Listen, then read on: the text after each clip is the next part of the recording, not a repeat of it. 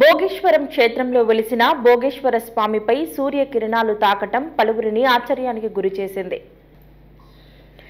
గడివేముల మండలం గడిగరేవులలో దక్షిణ కాశీగా పేరుగాంచిన భోగేశ్వర క్షేత్రంలో వెలిసిన శ్రీ భోగేశ్వర స్వామి శివలింగంపై సూర్యకిరణాలు ప్రసరించటం ఆశ్చర్యానికి గురిచేసింది. ఈ విధంగా వారం రోజుల పాటు ఉదయం 6:55 నుంచి సాయంత్రం 5 గంటల వరకు సూర్యకిరణాలు ప్రసరిస్తాయని ఆలయ అర్చకులు శ్యామ్ సుందర్ శర్మ పేర్కొన్నారు.